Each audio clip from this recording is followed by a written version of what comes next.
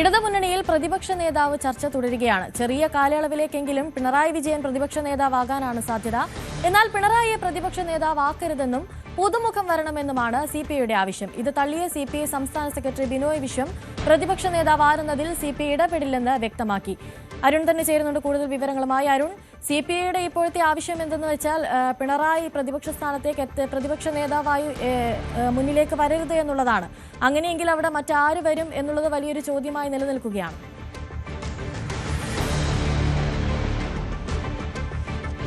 അനുശ്രീ, UDF-ൽ മുഖ്യമന്ത്രി ആരെന്ന തർക്കമാണെങ്കിൽ ഇടതുമുന്നണിയിൽ അത് പ്രതിപക്ഷ നേതാവ് ആരാകണമെന്നുള്ളതാണ്. പക്ഷേ UDF-ലെ പോലെ ഒരു വലിയൊരു തർക്കത്തിലേക്കോ പരസ്യ വിടുപ്പലേക്കിലേക്കോ ഇത് പോകാനിടയില്ല. കാരണം അത്രയധികം നേതാക്കളില്ല.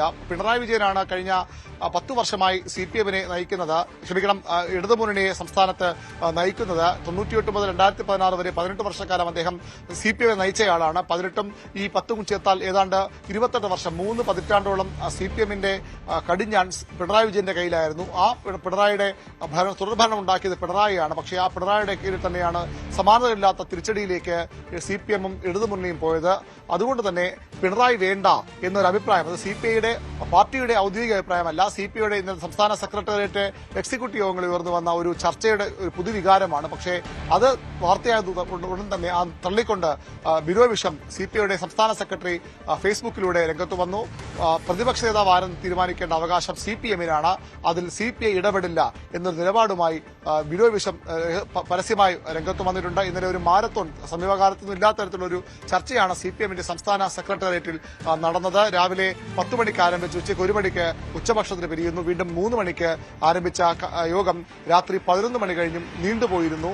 അവിടെ എന്താണ് തീരുമാനിച്ചത് കാര്യത്തിൽ വ്യക്തതയില്ല. ഇന്നലെ പ്രതിപക്ഷ നേതാവിന് തീരുമാനമായില്ല എന്നൊരു വിവരമാണ് നമുക്ക് ഇന്നലെ നേതാക്കൾ ലഭിച്ചത്. സംസ്ഥാന സെക്രട്ടറി MV ഗോവിന്ദൻ അത് പറയുകയും ചെയ്തു. ഏതായാലും ഇന്നലെ രാത്രി വൈകിയും ചർച്ചകൾ തുടർന്നു. CPM-ൽ വലിയ സജീവമായ ചർച്ചകൾ അവിടെയുണ്ട്. 2 വഴിയാണ് അവർക്ക് മുന്നിലുള്ളത്. ഒന്ന്, പിണറായി വിജയൻ തന്നെ CPM-ന്റെ ചരിത്രത്തിൽ ഏറ്റവും മോശം അവസ്ഥയിൽ പാർട്ടി മുന്നണി എത്തി നിൽക്കുമ്പോൾ അതിൽ വഴിയിലിട്ടിട്ട് പോകാതെ ആ ഉത്തരവാദിത്തം ഏറ്റെടുത്തുകൊണ്ട് ശരിയായ വഴിയിലേക്ക്, ശക്തമായ നിലയിലേക്ക് ഇടതുമുന്നണിയെ കൊണ്ടുവരാൻ പിണറായി ഒരു തവണ കൂടി മുന്നിട്ടിറങ്ങണമെന്ന് ആവശ്യമുള്ളവരുണ്ട്. അദ്ദേഹം അതിന് തയ്യാറാകുമെന്ന് സംശയിക്കുന്നവരുണ്ട്. അങ്ങനെയല്ലെങ്കിൽ ഒരു പുതു നേതൃത്വം വരട്ടെ. KN ബാലഗോപാലിനെ പോലെയുള്ള കേന്ദ്ര കമ്മിറ്റി അംഗങ്ങൾ നിയമസഭയിൽ ജയിച്ചു വന്നിട്ടുണ്ടെങ്കിൽ KN ബാലഗോപാൽ നയിക്കട്ടെ, അവിടെ ഒരു പുതിയ ടീം വരട്ടെ എന്ന അഭിപ്രായമുള്ളവരുണ്ട്. ഒരുപക്ഷെ പിണറായി തന്നെ വീണ്ടും ആദ്യമായി പ്രതിപക്ഷ നേതൃസ്ഥാനം ഏറ്റെടുത്തേക്കാം. EK നായനാരും അതുപോലെ തന്നെ VS അച്യുതാനന്ദനുമൊക്കെ മുഖ്യമന്ത്രിയായ ശേഷം പ്രതിപക്ഷ നേതാവ് എന്ന പദവിയിലേക്ക് എത്തിയിട്ടുള്ളവരാണ്. അന്നൊന്നും ഇത്ര വലിയൊരു തിരിച്ചടി ഇടതുമുന്നണിക്ക് ഉണ്ടായിട്ടില്ല. ഇത് സമാനതകളില്ലാത്ത തിരിച്ചടി ഉണ്ടാകുമ്പോൾ അവിടെ പിണറായി വിജയൻ കുറച്ചു നാളെങ്കിലും, ഒരു ചെറിയ ടൈമിലേക്കെങ്കിലും, കാലയളവിലേക്കെങ്കിലും പ്രതിപക്ഷ നേതൃസ്ഥാനം ഏറ്റെടുക്കണമെന്ന ആവശ്യം ശക്തമായുണ്ട്. അതിന് പിണറായി തയ്യാറായാൽ പിണറായി വിജയൻ തന്നെ പ്രതിപക്ഷ നേതാവാകും. അവിടെ ഒരുപക്ഷെ KN ബാലഗോപാലിനെ ഉപനേതാവായി കൊണ്ടുവരാം. അതിനും ഒരു ചെറിയ പ്രശ്നമുണ്ട്. CPI പ്രതിപക്ഷ ഉപനേതാവ് സ്ഥാനം ആവശ്യപ്പെടും. 25 MLA-മാരാണ് CPM-ന്റെ MLA-മാരുടെ എണ്ണം കഴിഞ്ഞ തവണത്തേക്കാൾ വളരെ കുറവാണ്. 8 MLA-മാർ CPI-ക്കുമുണ്ട്. അതുകൊണ്ട് തന്നെ അവർക്ക് കൂടി ആ ഉപനേതാവ് സ്ഥാനം നൽകണം. 2011-ലൊക്കെ യഥാർത്ഥത്തിൽ ഉപനേതാവ് എന്നൊരു പദവി നിയമസഭാ ചട്ടങ്ങളിലൊന്നുമില്ല. പക്ഷേ അങ്ങനെ ഒരു ആലങ്കാരികമായ പദവിയുണ്ട്. 2011-ൽ VS അച്യുതാനന്ദൻ മുഖ്യമന്ത്രി പ്രതിപക്ഷ നേതാവാകുമ്പോൾ അദ്ദേഹത്തിന്റെ ഉപനേതാവായി കോടിയേരി ബാലകൃഷ്ണൻ ഉണ്ടായിരുന്നു. കഴിഞ്ഞ തവണ VD സതീശൻ വരുമ്പോൾ കുഞ്ഞാലിക്കുട്ടി ഉപനേതാവായിരുന്നു.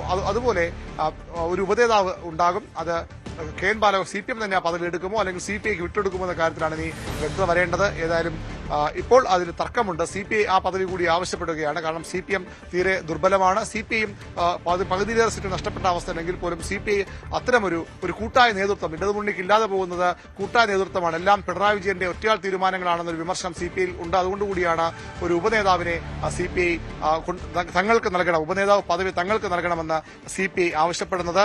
ഇന്നലെ CPI-യുടെ നേതൃയോഗങ്ങളിൽ അവരുടെ സഭയിൽ അവർ നയിക്കേണ്ട ആളുകളുടെ കാര്യം തീരുമാനമായിരുന്നു. നിയമസഭാ കക്ഷി നേതാവായി മുൻ റവന്യൂ മന്ത്രി കൂടിയായ K. രാജനെ ഇന്നലെ CPI തെരഞ്ഞെടുത്തു. P. പ്രസാദ് നിയമസഭാ കക്ഷിയുടെ ഉപനേതാവ്, അദ്ദേഹം മുൻ മന്ത്രിയാണ്, ദേശീയ കൌൺസിൽ അംഗമാണ്. GR അനിലിനെ പാർട്ടി വിപ്പായും CPI നിയമിച്ചിട്ടുണ്ട്. വത്സരാജിനെ കൈപ്പമംഗലത്ത് വിജയിച്ച KK വത്സരാജിനെ നിയമസഭാ കക്ഷി സെക്രട്ടറിയായും തീരുമാനിച്ചിട്ടുണ്ട്. അതിൽ ഈ കക്ഷി നേതാവായ കെ രാജനെ ഉപനേതാവായി പരിഗണിക്കണമെന്ന ആവശ്യമാകും CPM മുന്നോട്ട് വയ്ക്കുക. അതിന് CPM വഴങ്ങുമോ എന്ന് കാത്തിരുന്നു കാണണം. അരുൺ, അതുപോലെ തന്നെ ഈ വലിയൊരു തോൽവി, CPM-നേറ്റ വലിയൊരു തോൽവി പാർട്ടിക്കുള്ളിൽ പോലും അനിശ്ചിതത്വങ്ങൾ സൃഷ്ടിക്കുന്നു എന്ന് വേണ്ടേ മനസ്സിലാക്കാൻ. ഇന്നലെ ചേർന്ന സംസ്ഥാന സെക്രട്ടേറിയറ്റ് യോഗത്തിൽ EP ജയരാജൻ അടക്കം മാറി നിൽക്കുന്ന ഒരു സാഹചര്യമുണ്ടായി. അതോടൊപ്പം തന്നെ പ്രവർത്തകരിൽ നിന്ന് പോലും വലിയ തരത്തിലുള്ള വിമർശനമാണ് ഇപ്പോൾ പാർട്ടി നേരിട്ടുകൊണ്ടിരിക്കുന്നത്.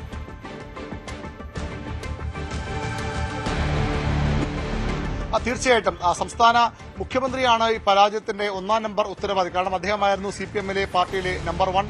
ആ നമ്പർ 1 തന്നെ പരാജയത്തിന്റെയും നമ്പർ 1 കാരണമെന്ന വിമർശനം CPM-ലുണ്ട്. അതിനപ്പുറത്തേക്ക് സാധാരണഗതിയിൽ പാർട്ടി നേതൃത്വത്തിനെതിരെ അണികൾ പരസ്യമായ രംഗത്ത് വരാത്തതാണ്. പക്ഷേ MV ഗോവിന്ദൻ എന്ന പാർട്ടി സെക്രട്ടറിക്കെതിരെ സാമൂഹ്യ മാധ്യമം അദ്ദേഹം ഒരു ഫേസ്ബുക്ക് കുറിപ്പിട്ടാൽ പോലും CPM-ന്റെ ഔദ്യോഗിക പേജിൽ വന്നാൽ പോലും വലിയ വിമർശനമാണ് ഉയർന്നു വരുന്നത്. പരാജയത്തിന്റെ മൂല കാരണം MV ഗോവിന്ദത്തിന് വിമർശനമുണ്ട്. അതിന് പ്രധാന കാരണം അദ്ദേഹത്തിന്റെ പല നിലപാടുകളും പ്രസംഗങ്ങളും പരാമർശങ്ങളും ഒക്കെയാണ്.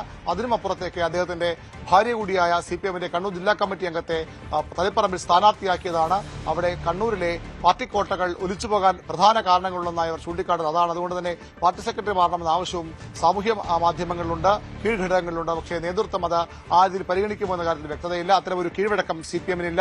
ഒരു സെക്രട്ടറി സമ്മേളനം തിരഞ്ഞെടുത്താൽ ആ സമ്മേളന കാലയളവിന് മുമ്പ് സെക്രട്ടറി മാറ്റുന്ന ഒരു കീഴ്വഴക്കം CPM-നില്ല. പക്ഷേ അടിമുടി മാറ്റം വരണം, അടിമുടി അഴിച്ചുപണി ഉണ്ടാകണമെന്ന ആവശ്യം അതിശക്തമായുണ്ട്. ഈ സാധാരണഗതിയിൽ ഈ തെരഞ്ഞെടുപ്പ് അവലോകന റിപ്പോർട്ടൊക്കെ പാർട്ടി സംസ്ഥാന സെക്രട്ടേറിയറ്റും സംസ്ഥാന കമ്മിറ്റിയും തയ്യാറാക്കി കീഴ്ഘടകങ്ങളിലേക്ക് ബ്രാഞ്ച് വരെ ചർച്ച ചെയ്യാൻ അയക്കുകയാണ് CPM-ന്റെ പതിവ്. തദ്ദേശ തെരഞ്ഞെടുപ്പിൽ ചെറിയൊരു മാറ്റം വന്നിരുന്നു.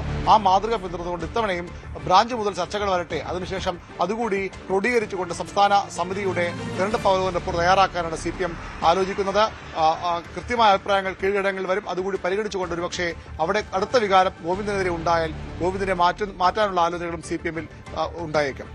ശരി, VV അരുണാണ് കൂടുതൽ വിവരങ്ങൾ നൽകിയത്.